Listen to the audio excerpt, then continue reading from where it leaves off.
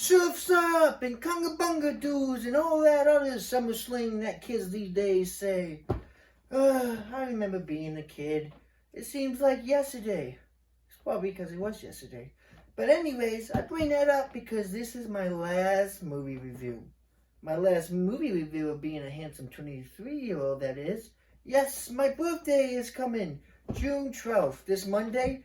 I'm going to be a handsome 24-year-old, and you can expect more movie reviews from this handsome 24-year-old. But it's summertime. Yes, it is. When you sit in the park and you have the popsicle dripping down on your hands, or you smelling the smell of sunscreen and people cutting the grass, because I guess people love that smell for some reason.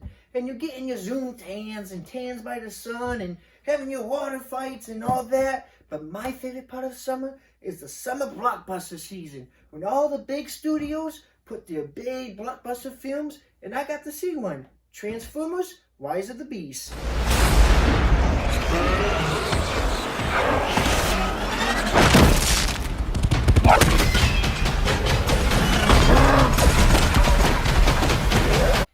In Transformers: Rise of the Beast, we follow the Autobots led by Optimus Prime as he teams up with two humans and the Beast-like Transformer characters called the Maximals as they go on this cross-country adventure to find the key to prevent the evil planet-hungry Unicron from eating planet Earth. And we all know what we want from this movie. We want to see robots punching the crap out of each other. And this is exactly what we get from this movie. Action, action, action. But it's not over-the-top action, and it's not all choppy action like sometimes it was in the Michael Bay Transformers movies. In this movie, however, the action is well-paced and it's very focused. You get to enjoy each punch, each kick, each slap, each combo move, and you get to see the Transformers transforming, and then you get to see them shooting their laser, and then you get to see Optimus Prime with his sure, and then you get to see Bumblebee talking with his radio and all the different songs. This is a great movie. This gives you exactly what you want. You want a nice summer drink, nice popcorn, and you just want to sit back and watch the action explode. And this is exactly what you want. Who are you? And why are you hunting for the key?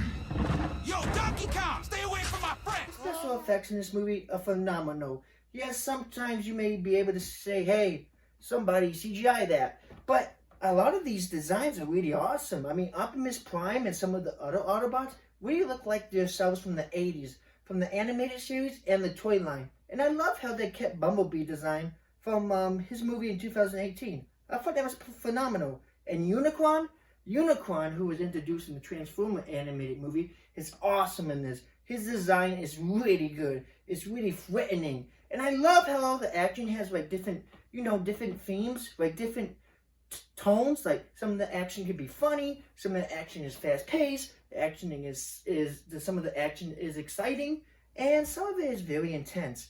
But the action goes really well with this movie. Cast in this movie is phenomenal. You got Pete Davidson, who steals every scene he is in. He plays this new Transformer character called Mirage, and he is just so very funny. He makes every scene he in so phenomenal. He has great comedic timing, great delivery, and it is awesome to see Pete Davidson really make the most out of his voice acting role. That's phenomenal.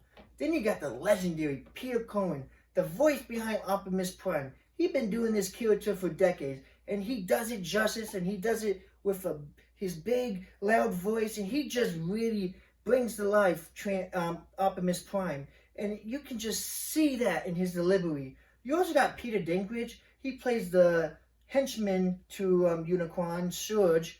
And Surge is a very intense villain, and Peter Dinklage's voice really captured the intensity of that. And I like that. And you also got Ron Perlman. He played Hellboy in those early 2000 movies, the Hellboy movies. And he plays Optimus Primal, one of the Beast Transformers. He's a big gorilla. And he does a phenomenal job. He really captured leadership and all that. So the cast in this movie is phenomenal. And the comedy in this movie actually worked too. There was a lot of 90s references and 90s jokes because this movie takes place in the 90s.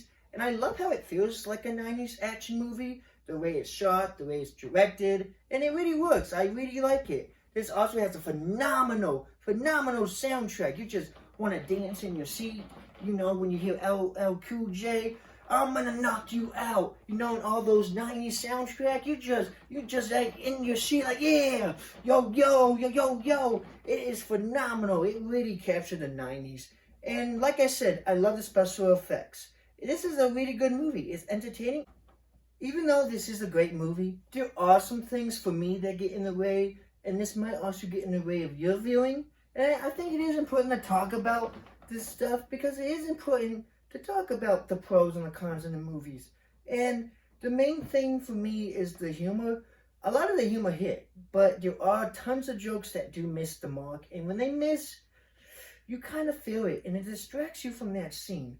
Also, the plot can be a little generic, because you got these characters going on a mission, they get this object to prevent the end of the war, and this happens in a lot of the Transformers movies. Transformer movies really love that kind of plot, but there are other movies that kind of follow that plot, but they're able to use those tropes in a very clever way. Movies like Spider-Man Across the Spider-Verse, Avengers Endgame, those are able to take that trope of finding objects, and they're able to do a fresh spin on it. Here, a lot of the screenplay just really feels convenient for what's going on, just to move the story forward. And it can be a little generic, but like I said, it is fun. You do get the action, but the story isn't as clever told as the story in Bumblebee was. And that can kind of be a little disappointment coming off the heels of Bumblebee, which was a really great Transformer movie and got the series back on track. Another thing that doesn't work for me, I like the 90s reference.